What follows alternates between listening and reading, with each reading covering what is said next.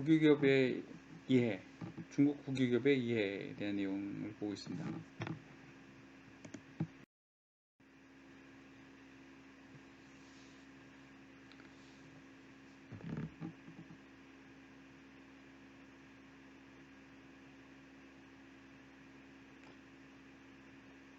중화민국이 수립되기 전부터 중국 공산당 혁명 근거지에는 국유기업의 원형인 공영기업이 존재를 하였습니다. 이런 공영기업은 3인단, 상무회와 공장관리위원회 등의 제도적인 장치를 가지고 있었습니다.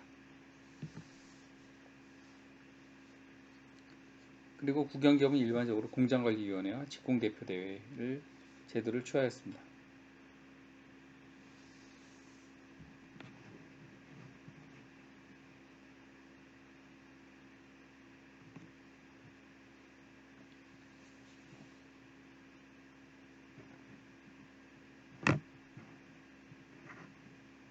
공장관리위원회는 CEO, 부CEO, 총공정사, 생산 책임자와 또 이와 같은 숫자의 직공대표로 구성이 되었습니다.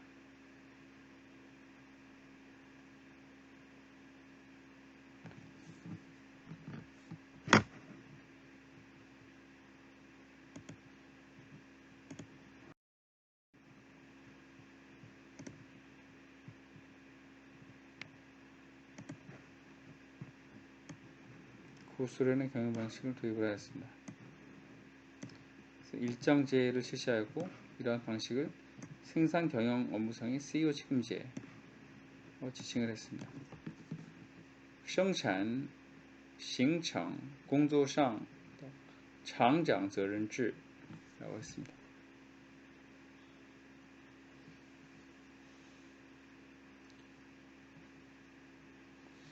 이와 같이 국영기업에서는 CEO 책임제를 실시하기 시작을 하였습니다.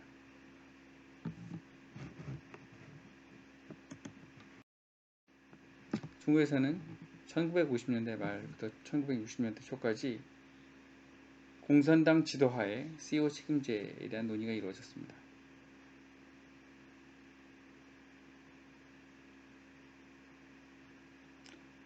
이러한 CEO 책임제, 공산당 당위원회 지도하에 CEO 책임제에 따르면 당의 집단적인 지도와 경영자의 책임을 결합하여 국유기업의 당위원회가 국유기업을 리드하는 핵심적인 위치가 된다 이겁니다. 그리고 CEO 책임제 이외에 직공대표 대회를 운영한다 하는 것입니다. 이런 제도는 문화대혁명이 발생을 하면서 파괴적인 영향을 주게 되었습니다. 기업 지배구조에 파괴적인 영향을 받게 되었지만 문화대혁명이 끝나게 되면서 중국 경제와 기업 역시 새로운 발전의 계기를 가지게 되었습니다.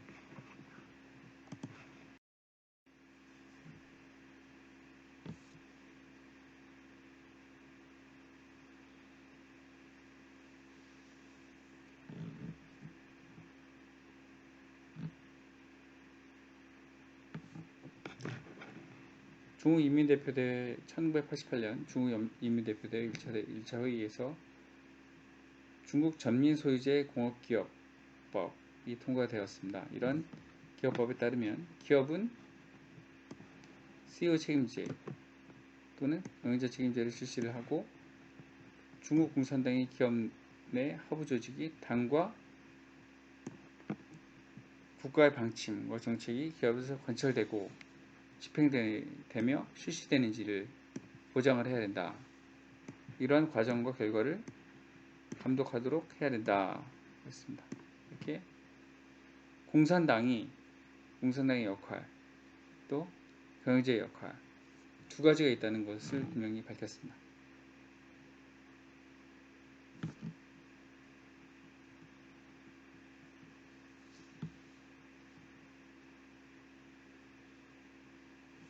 회사법 中华人民共和国公司法 통과되었고 1993년 이후에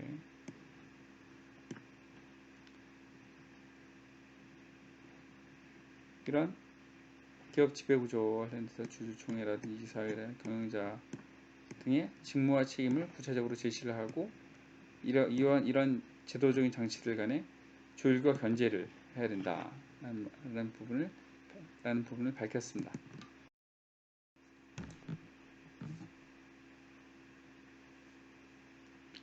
중앙조직부는 중앙정책연구소, 중국경제무역위원회, 중국 전국총노조와 함께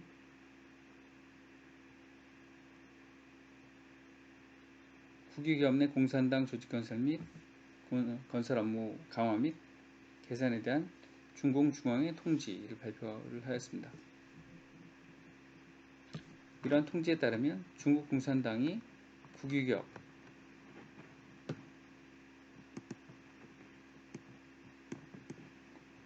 국유기업에 대한 정치적인 지도를 한 원칙을 지켜나가야 되고 이는 어떤 시기에도 동의될 수 없는 중요한 원칙이다 했습니다.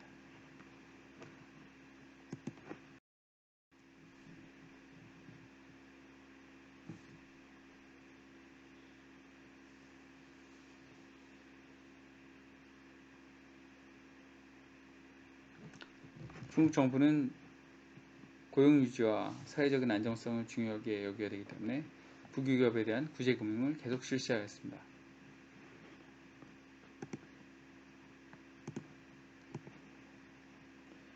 근로자에 대한 임금을 지급하게 되고 국유기업이 계속적으로 사업을 할 수 있도록 하였습니다. 그러나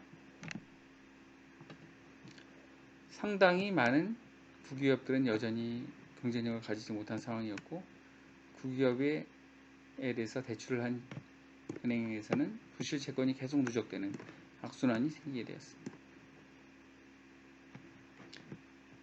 따라서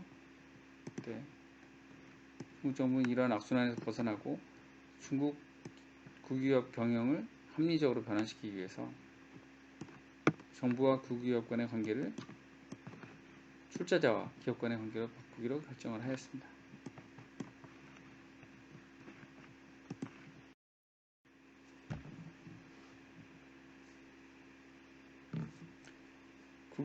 중국 국유기업이 주식회사제로 개편된다고 해도 이는 자본주의 경제 체제에서 민영화와는 서로 다른 것입니다.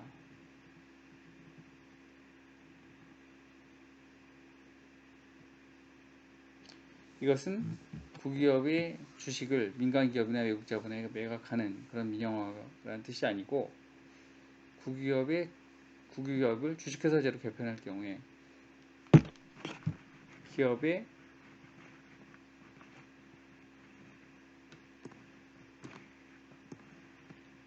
자산에 대한 평가를 통해서 납입자본금 규모를 확정하고 증자를 할 때마다 새로운 주식을 투자자에게 판매하는 방식을 채택한다 는 뜻입니다. 정부가 투자자로서 절대적인 지위를 가지거나 과반수에 달하는 상대적인 지배구조를 가진 경우가 많이 있습니다. 또 우량기업만을 분리하여 주식회사제를 채택을 하고 그 외의 부분은 새로 설립된 주식회사의 주식을 소유하는 지주회사를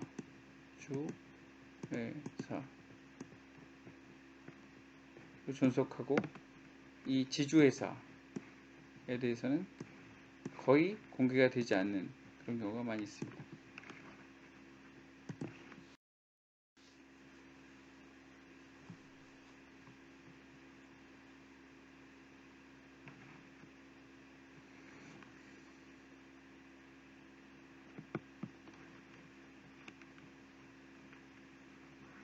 중국 국유기업 내에서는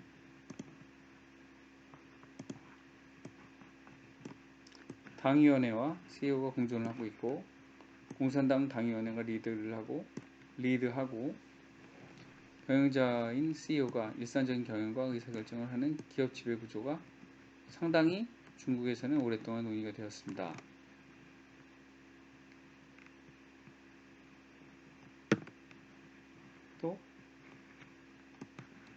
1999년 중국 공산당 제15기 중앙위원회 4차 전체회의에서는 국유기업에 대해서 정비가 잘 된 현대기업 제도를 구축한다는 점을 명확히 하였습니다. 이래서 기업 지배구조라든지 주식회사제 자체를 보면 중국 국유기업 또는 중국 민영기업과 외국 기업을 살펴볼 때 큰 차이가 없습니다. 다만 중국 국유기업은 두 가지 라인이 있는 것이죠.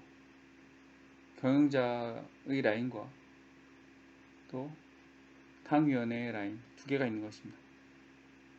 당위원회에 의한 지도 그리고 경영자에 의한 기업의 일상적인 경영 두 가지가 있는 것입니다.